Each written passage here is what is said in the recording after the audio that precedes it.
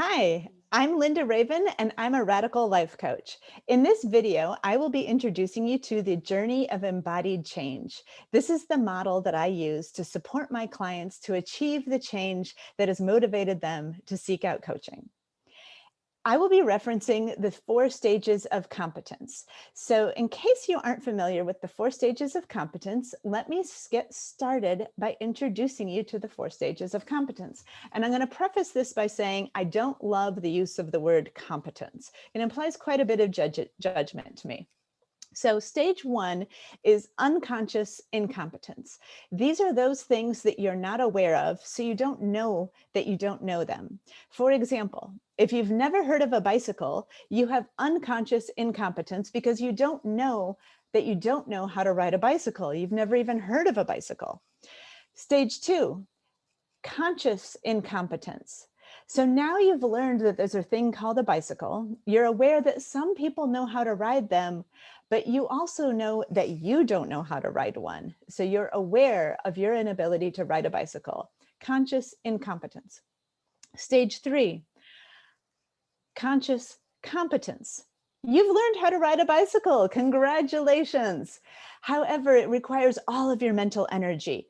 You get on the bicycle and you have to think, okay, how do I balance again? How do I brake? How do I shift gears? How do I turn? There's a pothole coming up. Oh my gosh, how do I navigate around this pothole? What do I do? That's conscious competence. Unconscious competence is now that you know how to ride a bicycle and you can just ride it without even thinking about it. You hop on, you chat with a friend, you daydream about the future. You didn't even see that pothole that you just navigated around because you are so unconsciously competent. You can just ride a bicycle without thinking about it. So I'll be referencing these 4 stages as we move through the journey of embodied change.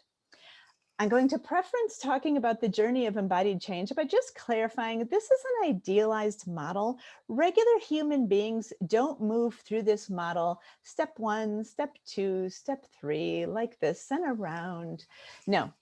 Regular human beings jump around, they move forward, they move back, we come back, we're all over the place, but it's still a really useful framework for thinking about how change takes place. And I've always got it in my mind when I'm working with clients and supporting them in creating the change that they're looking for.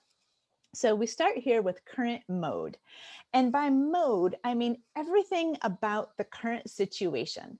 So this is the actions that you're taking or not taking in the current situation. This is your thoughts, your emotions, your physical posture, the way you carry yourself. This is even the way you interact with other people in your current mode. This is what has brought you to coaching. This is your current situation.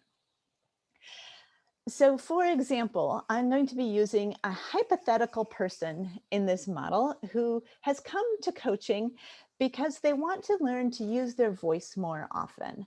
They find themselves in highly charged situations where people are discussing matters that are really important to them, and they find they just can't speak up. So that's their current mode, is being in these situations where they find it really hard to use their voice. What about you? Imagine what your current mode is. What is the thing that you might be seeking to get some change on? And I'm just going to demonstrate quickly. When I say current mode and I say it's actually your physical shape, I literally mean that. So everybody is different, but hypothetically, this person who is having a difficult time using their voice, their physical posture may demonstrate that. When they're in a situation where people are talking about matters that are important to them, they may pull in a little bit, kind of shrink their shoulders slightly, maybe protect their neck a little bit, make themselves a little small. It might not be like a dramatic shrinking in that you can really see vividly, but there's often a little shift. So that's part of the current mode, is being aware of what is the actual shape that you're taking in this position, in this mode. So the other thing I want to say about current mode is this is conscious incompetence. This is something that you want to be different, but you don't know how to achieve this change. You're aware of it, but you don't know how to achieve it. Nobody seeks out a coach for unconscious incompetence because they're not aware that things could be different. So when a client first comes to coaching, they're in the current mode. And the first thing I do is support them to describe the desired mode. Now, it's perfectly normal. Very many people have a really hard time describing the desired mode. They know they don't like the current mode, but they can't quite articulate what the desired mode is. So we work together to get clarity. We go with the inklings that they have, the little nuggets of how they know things could be different. We work with that to articulate what would it look and feel like if you could achieve this change. We clarify it. We also describe that shape. So again, as I was saying, if when they're in these highly charged situations, they notice themselves becoming small, we may clarify. So the difference between that might be that you would broaden your shoulders and stand up tall and take up your full shape in this situation. So this is part of what we'll be clarifying. So what about you? What is your hypothetical situation, and what do you think your desired mode is? What might bring you to coaching, and what's the change you might want to achieve? And what do you envision that desired mode looking like? How would you feel? What would look different? Part of the reason also for describing the desired mode, in addition to just wanting to know when you get there and having this clarity about what change you're working towards, is also having this as a motivation, because some of the next steps can be really difficult and we can be really tempted just to say, oh, forget it. I'm just going to stay in my current mode forever. I'm fine. It's all good. Forget it. And so getting real clarity on the desired mode and what it looks and feels like can help motivate us to continue through some of these future steps that can be fairly challenging.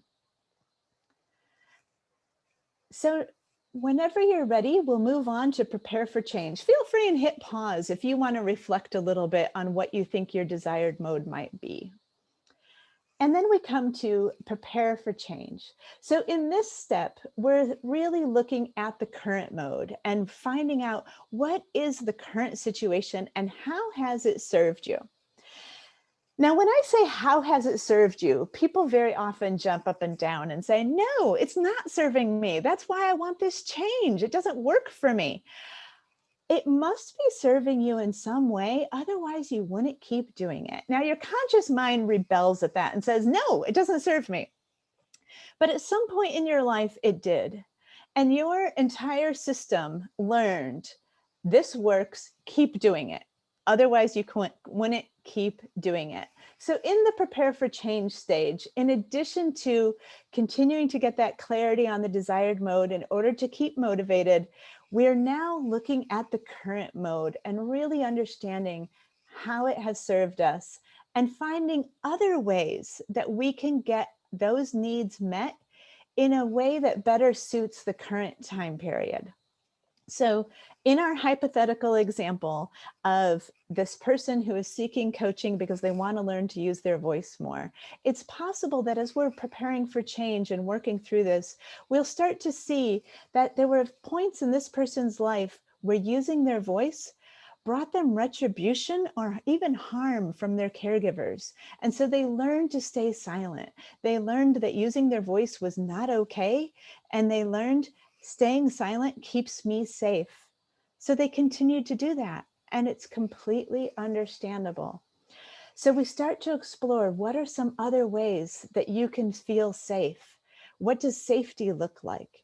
Now, we're really realistic in this stage. There's still a lot of cases where adults using their voice can be harmed. So it's not about just using your voice in all situations all the time, but we really get clarity on what does safety feel like and how can you have that safety and use your voice. For this hypothetical example. Of course, when we dive into it, people who are not using their voice, everyone is unique and different. So I'm just making up a story. So what about you? What's the change that you're looking for? And do you have any initial reflections on how it may be serving you or may have served you in the past, and what you can do now to get those needs met in a way that better meets the current time period and what your needs currently are? From there, we're going to move to the experimental space. This is where we start taking small steps towards the change. We use that resiliency that we developed by describing our desired mode to motivate us to take these little steps. We start taking the steps and just noticing what happens. So with this hypothetical example of the person wanting to use their voice, maybe they start in small settings where they're just around a few trusted friends, but those friends are discussing a contentious issue. And so they speak up around a few trusted friends and notice what happens. They notice how their nervous system responds to speaking up. They notice how their friends respond. They notice what happens next. And they take that noticing and learning to design a few more little baby steps, a few more little experiments that they can take, just slowly moving them towards this new mode. So in this hypothetical example of the person trying to take the little steps, maybe they speak up when they're with their friends and their friends say, "Oh, that's an excellent point." And so they feel good and now they're ready to try it in a larger setting. But maybe they speak up with their friends and their friends ridicule them. So now we reflect on that. We notice how they responded and we notice what they would like to do differently in the future. Not that their friends ridiculing them is a bad thing, but it can sometimes bring somebody to want to just run back to the current mode and forget about it. So we take these little experiments and explore with it. So what about you? What are some little experiments that you think you might want to take when you get to the experimental space? What are some things that feel doable, that feel like, okay, here's a little way I can start to create this change and just notice what happens? So from the experimental space, we're moving to support the new mode. So in the support the new mode space, we're more often doing those little experiments. It's broadened out into more parts of our life. But we're now needing to develop more practices that help us to maintain it. This is conscious competence. This is like riding a bike, but not knowing how to navigate in new and difficult situations. So you're starting to, in this hypothetical example, you're starting to speak up in more situations, but with a larger audience, you notice yourself getting scared, or with a more highly charged issue, it's still pretty scary, and you're not quite sure how to navigate in different situations. So here we're developing more practices to really get this new mode to be more comfortable and feel more familiar. We also start looking at how the people around you respond. So just because we're achieving change doesn't mean that the people around us are accepting and welcoming our change. So there may be some steps here that relate to how we relate to the people around us and whether or not they're accepting our change, and how we design our changes in order to either get people out of our life that might not be healthy for us to maintain, or how we work with them to get them to accept the way we've changed. So there's a lot going on in this step of supporting the new mode. And what about you?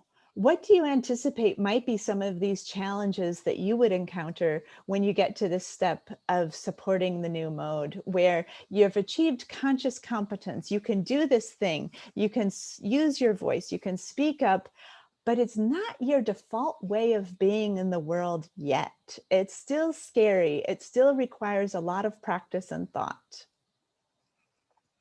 So finally, we arrive at the new mode. This is the thing that you do regardless of whether you got a good sleep last night, regardless of stress, you're still able to do this anyway. So this is unconscious competence. This is riding a bicycle and chatting with a friend while navigating around a pothole. So in our hypothetical example, this is being able to speak to a large audience, if this is what the person wanted. You know, this may or may not be what they're looking for, but just hypothetically, speaking to a large audience on contentious issues and being able to confidently state their view on this contentious issue. This is the new mode. This is what you're able to do regardless of stress or other things going on around you. So what about you? What do you imagine that your new mode might look like? All right. Well, thank you so much for watching this video. And these are my contact details. I'd love to hear from you. How did this video resonate with you? What do you think about the journey of embodied change? Do you have any questions? I would love to hear from you. And thank you so much for your time and attention. And I look forward to hearing from you. Thank you. Bye.